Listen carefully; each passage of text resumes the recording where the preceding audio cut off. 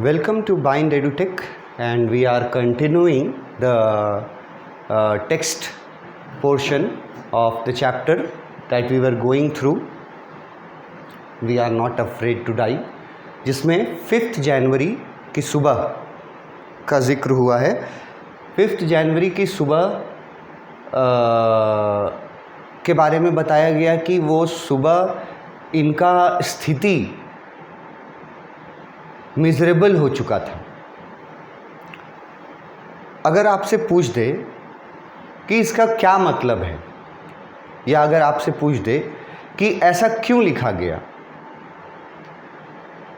कि सुबह इनकी स्थिति बिल्कुल फिर से एक बार दयनीय हो गया था, मिजरेबल हो गया था, ऐसा क्यों लिखा गया, किस कारण से लिखा गया,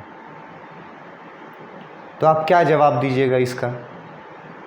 इसको एक्सप्लेन करने बोल देगा तो क्या जवाब दीजिएगा इसका कि क्यों वो 5 जनवरी की सुबह को मिजरेबल बोलता है?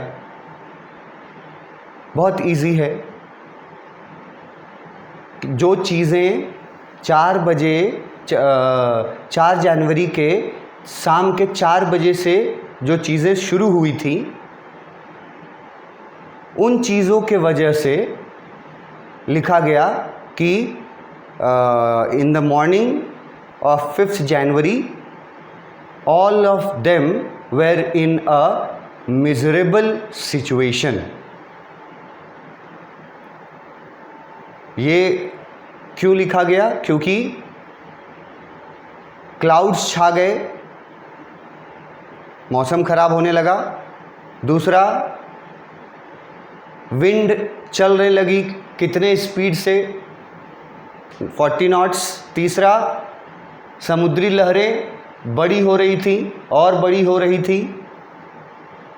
तो इन तीनों रीजंस के वजह से ही ये लिखा गया है कि 5 जनवरी की सुबह उनकी स्थिति फिर से एक बार दयनीय हो गया था।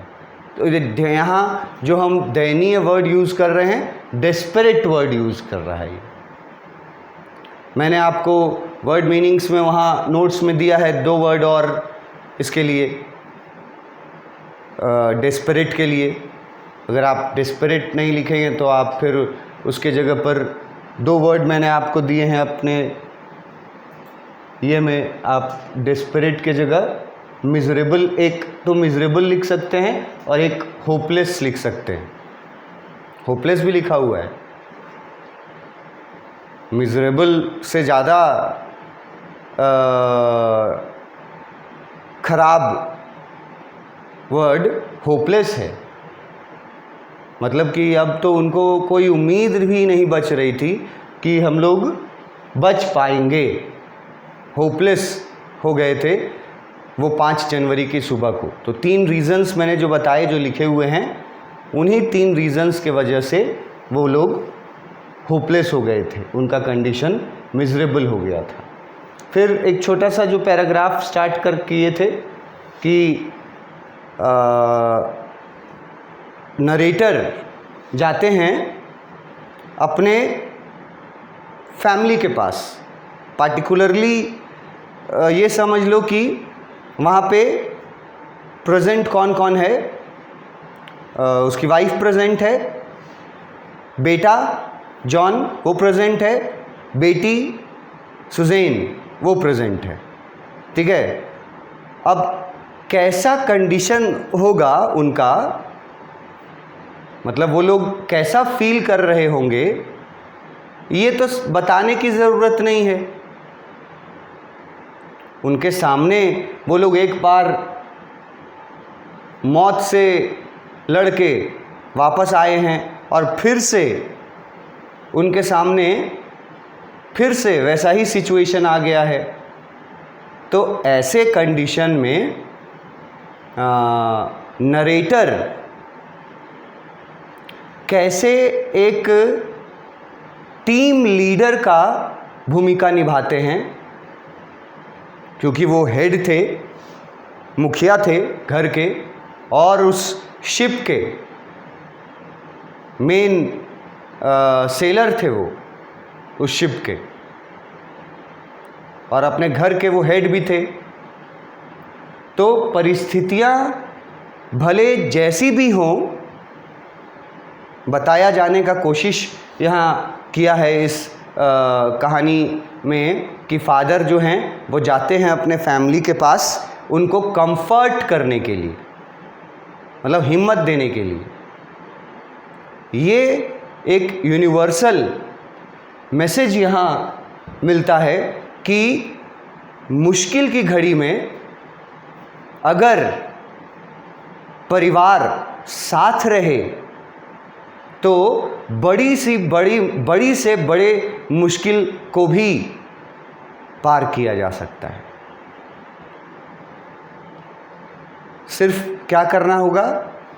साथ रहना होगा, साथ देना होगा, मेंटली भी और फिजिकली भी। मानसिक रूप से भी साथ देना होगा और शारीरिक रूप से भी साथ देना होगा।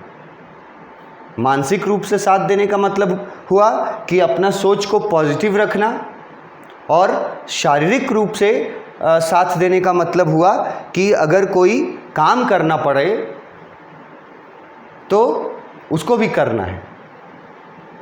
जैसे इसके पहले ये लोग एकता दिखा चुके हैं। ये लोग सब कोई मिल करके लगातार 36 घंटा पंपिंग करके और अपने शिप के अंदर का वाटर लेवल जो डेंजरस अलार्मिंग ये कंडीशन तक पहुंच गया था, उसको इन लोगों ने ऑलमोस्ट फ्यू इंचेस तक ला दिया था। तो इसमें सबका योगदान था। अब यहाँ पार्टिकुलर एक परिवार का, एक फैमिली का, यहाँ पर 4 मेंबर हैं फैमिली में, माता पिता हैं और बच्चे हैं। और बच्चे भी कितने साल के हैं? सुजैन है बेटी बड़ी 7 साल की, बेटा है जॉन 1 साल छोटा 6 साल का। 7 और 6 साल का बच्चा, वाइफ और हस्बैंड, ये फैमिली। तो यहाँ नरेटर जो हस्बैंड हैं, फैमिली के मुखिया हैं, बच्चों के पिता हैं और उस शिप के सेलर भी हैं। इतना सारा रिस्पॉन्सिबिलिटी उनके ऊपर है और वो अपने इस रिस्पॉन्सिबिलिटी को निभाते हैं। वो इस इंसिडेंट से ये भी दिखाना चाहता है कि वो जाते हैं अपने बच्चों के पास, ठीक है, उनको हौसला देने के लिए। जब वो जाते हैं तो मैंने बोला था कुछ बातचीत होता है, 1-2 सेंटेंस ही बातचीत होगा, बट यही बातचीत इस पूरे चैप्टर का सेंटर है। यही बातचीत जो अभी होने वाला है। जब वो जाते हैं अपने बच्चों को कंफर्ट करने के लिए, तो बेटा जॉन उनसे पूछता है, daddy are we going to die? उनका बेटा जॉन उनसे पूछता है कि daddy are we going to die? ये तो आसान सेंटेंस है। पूछता है कि क्या हम लोग मरने वाले हैं? क्या हम लोग मर जाएंगे? Are we going to die? क्या हम लोग मर जाएंगे? तो नरेटर क्या करते हैं? I tried to assure him that. Narrator इसका क्या जवाब देते हैं ये नहीं लिखा है। उसने सवाल किया, वो एकदम पार्टिकुलर सवाल लिखा गया है कि जॉन ने फादर से पूछा कि daddy are we going to die? क्या हम लोग मरने वाले हैं? अब सोचो सिचुएशन कैसा था, जो एक बच्चा मरने की बात कर रहा है कि उसको भी आभास हो गया है कि अब हमारी मौत जो है वो लगभग निश्चित हो चुकी थी, क्योंकि शिप पहले से ही टूटा फूटा हुआ है। जो सबसे नज़दीक का आइलैंड है वहाँ भी, वो भी 100 किलोमीटर्स पर है। तो वहाँ तक पहुँचना के लिए भी कम से कम एक नॉर्मल वेदर अगर रहे, नॉर्मल कंडीशन रहे सी का, ओशन का, तो किसी तरह टूटे हुए शिप के साथ भी वो लोग उस आइलैंड तक पहुंचने का हिम्मत कर सकते थे। टूटे हुए शिप के साथ भी हिम्मत कर सकते थे अगर सब कुछ नॉर्मल रहता तो, लेकिन यहाँ नॉर्मल तो है नहीं। फिर से एक बार फिर से तेज़ हवाएं चलने लगी हैं, ऊंची ऊंची समुद्री लहरें उठने लगी हैं और डार्क क्लाउड्स छा गए हैं। तो ये देख करके उनका बेटा सवाल पूछता है कि क्या हम लोग मरने वाले हैं? तो उसके डैडी का आंसर क्या है पार्टिकुलरली ये तो नहीं दिया है, पर ये दिया है कि आंसर में नरेटर क्या करने की कोशिश करते हैं। यहाँ लिखा है ना, आई ट्राइड, कोशिश करते हैं, टू एश्योर हिम, अपने बेटे को एश्योर करने की कोशिश करते हैं। अभी ये एश्योर का स्पेलिंग देख लो, ये भी एक अच्छा वर्ड है, सीखने लायक वर्ड है और यूज़ करने लायक वर्ड है जहाँ भी ज़रूरत पड़े आपको। तो एश्योर वर्ड के लिए अगर मैं आपको नोट्स में ले चलूँ तो मैं आपको दिखा पाऊँगा कि एश्योर का मैंने क्या मीनिंग वहाँ लिखा है, एकदम हिंदी में और सब कोई के समझने के लायक। एश्योर का मतलब है आश्वासन। आश्वासन अगर नहीं समझते हो तो दिलासा, दिलासा नहीं समझते हो तो हिम्मत बांधना, किसी को हिम्मत देना। जब कोई मुसीबत में होता है, अभी तक आप भी अपने लाइफ में ऐसा कर चुके होंगे, चाहे वो फैमिली मेम्बर रहा हो, चाहे वो फ्रेंड सर्कल रहा हो। अगर किसी पर कोई मुसीबत आता है, फॉर इंस्टेंस कोई बड़ी मुसीबत आती है किसी पर, तो आप जाते हैं उसको दिलासा देने के लिए, हिम्मत ढाढ़स बांधने के लिए। तो एश्योर का वो मतलब होता है, और शुद्ध हिंदी में थोड़ा उसको यहाँ लिखे है आश्वासन देना। वो अपने बेटे को का सवाल सुन करके बेटे को पूरी तरह से कोशिश करते हैं आश्वासन देने का कि वी कुड मेक इट। अब ये टेक्स्ट बुक में लिखा हुआ है वी कुड मेक इट, तो वी कुड मेक इट का क्या मतलब हुआ? ये हम लोग कर सकते हैं। मेक का मतलब बना सकते हैं अगर तुम लगाने लगोगे, क्योंकि मेक वर्ड जो है, यहाँ देखो, वी कुड मेक इट, तो इसका मतलब है वी कैन डू इट, हम लोग कर सकते हैं। और कर सकते हैं का क्या मतलब है कि हम लोग जो मुसीबत आने वाली है, जो मुसीबत अभी हम लोगों पर है और जो आगे आने वाली मुसीबत दिख रही है, हम लोग सभी मुसीबतों का सामना कर सकते हैं। और वो अपने बेटे को कोशिश करता है आश्वासन देने का कि सब कुछ ठीक हो जाएगा। उनका बेटा जो सवाल करता है कि क्या हम लोग मरने वाले हैं, तो फादर नरेटर जो हैं वो उसको एश्योर करते हैं कि नहीं, ऐसा कुछ नहीं होगा, everything will be all right, ये एश्योर करते हैं ऐसा। तो उनका बेटा फिर एक सेंटेंस बोलता है, ये सेंटेंस उनका बेटा का यहाँ से है, देखो ये सेंटेंस।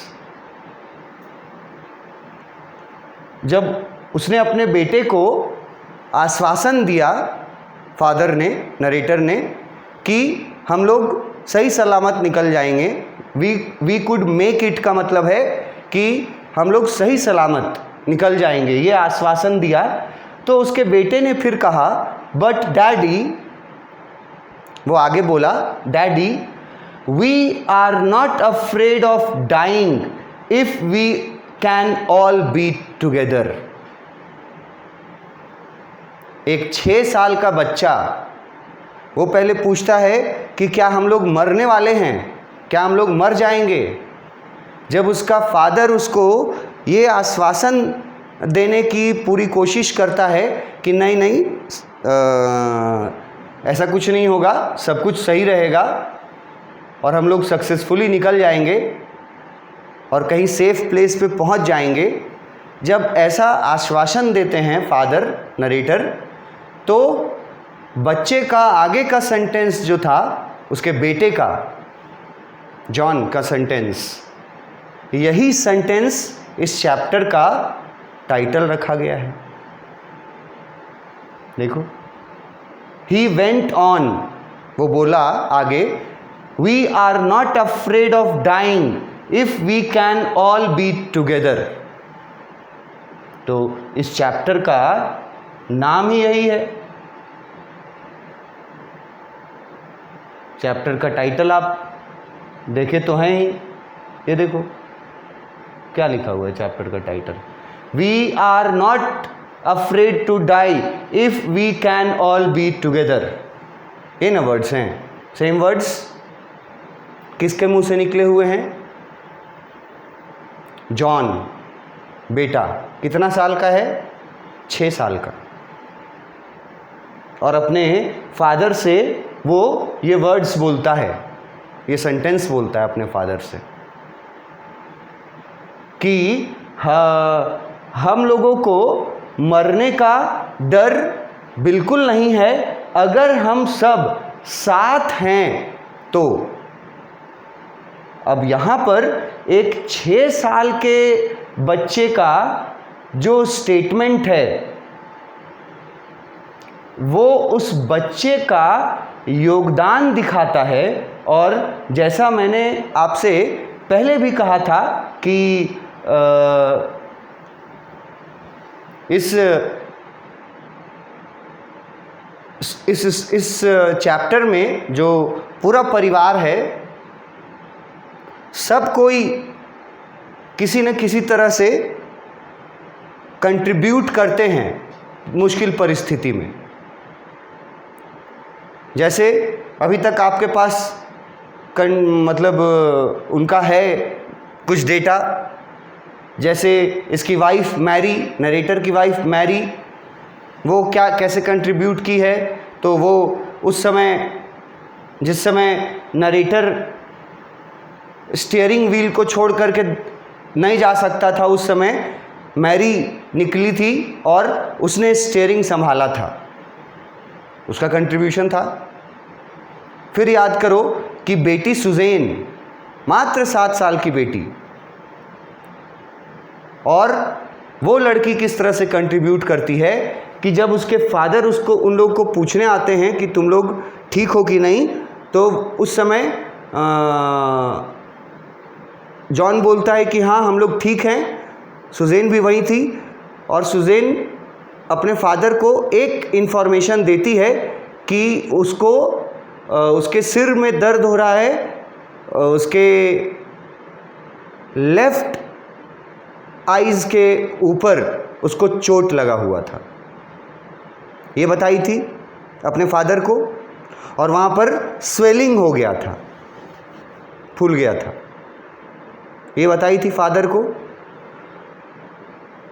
मगर बाद में पता चला था, इसी स्टोरी में बाद में उसने बताया कि उसके हाथ पे भी एक गहरा कट है, बेटी के हाथ पे एक गहरा डीप कट है।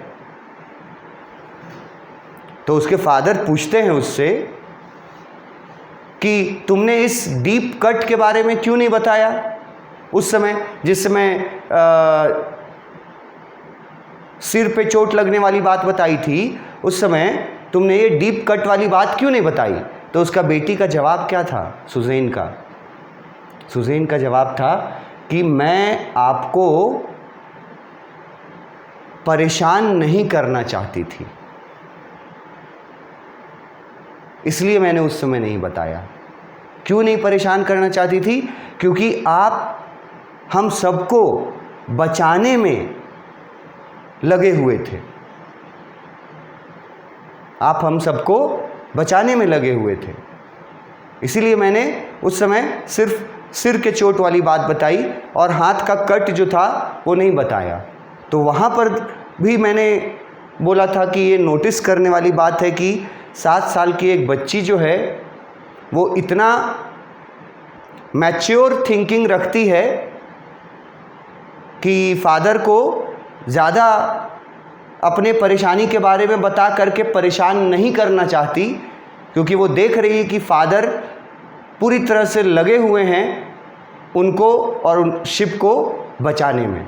वहाँ पर बेटी का मैच्योरिटी दिखता है और यहाँ पर देखो उसके बेटे का मैच्योरिटी। मैंने जब चैप्टर शुरू किया था तो टाइटल के बारे में मैंने ये कहा था कि टाइटल जो इस चैप्टर का वो इस चैप्टर के एक कैरेक्टर का बोला हुआ स्टेटमेंट है, ये मैंने बताया था। तो अब जवाब आपको यहाँ मिला कि ये किसका बोला हुआ स्टेटमेंट है, कब बोला गया है ये और किसको बोला गया है। जिस स्टेटमेंट को टाइटल बना दिया गया इस चैप्टर का। तो जब नरेटर अपने फैमिली के पास जाता है उनको कंफर्ट करने के लिए, that everything will be all right, उसका बेटा उससे पूछता है कि father dad are we going to die, क्या हम लोग मरने वाले हैं। तो वो अपने बेटे को दिलासा देने लगते हैं कि नहीं नहीं ऐसा कुछ नहीं होगा, मगर उनका बेटा आगे बोलता है कि हम लोगों को मरने से बिल्कुल डर नहीं लगेगा if we can all be together, अगर हम सब एक साथ हैं तो। कौन कौन? You and me, Sue and I, you and mummy, Sue and I, मतलब हम चारों अगर साथ हैं, आप साथ हैं, मम्मी साथ है, मेरी बहन साथ है और मैं हूँ, तो मुझे मरने से भी डर नहीं लगता। तो ये भी ये सेंटेंस बेटे 6 साल का बच्चा, 6 साल के बच्चे से आप क्या एक्सपेक्ट करते हैं? नॉर्मल अगर आप सोचिएगा 6 साल का बच्चा, ऐसे थॉट्स नहीं रहते हैं 6 साल के बच्चे के अंदर जैसे थॉट्स हैं इस लड़के के अंदर। जो इनका अपब्रिंगिंग के बारे में भी हिंट करता है कि इनको ऐसा अपब्रिंगिंग किया गया है इनके माता पिता के द्वारा। अब यहाँ भी बेटा ये बोल रहा है कि डैडी आप ये मत सोचिएगा कि मरने से मुझे डर लग रहा है, मुझे मरने से बिल्कुल डर नहीं लग रहा है अगर हम सब एक साथ हैं तो ये उसके बेटे 6 साल के बेटे जॉन के द्वारा बोला गया स्टेटमेंट था, जो इस चैप्टर का टाइटल बना दिया गया। और ये दिखाता है कि कितना मेंटल स्ट्रेंथ था उस छोटे बच्चे के अंदर, क्या जज्बा था। वो अपने फादर को परेशान नहीं करना चाहता था अपनी परेशानी दिखा करके, अपना डर दिखा करके, उल्टा वो अपने फादर को हिम्मत देता है। फादर उसको हिम्मत देने आए थे ना, उल्टा वो अपने फादर को हिम्मत दे दिया ये सेंटेंस बोल करके कि मुझे मरने से डर नहीं लग रहा है अगर हम सब साथ हैं तो। अब इसका क्या इफ़ेक्ट होता है आगे वो हम लोग अब नेक्स्ट क्लास में देखेंगे। Thank you.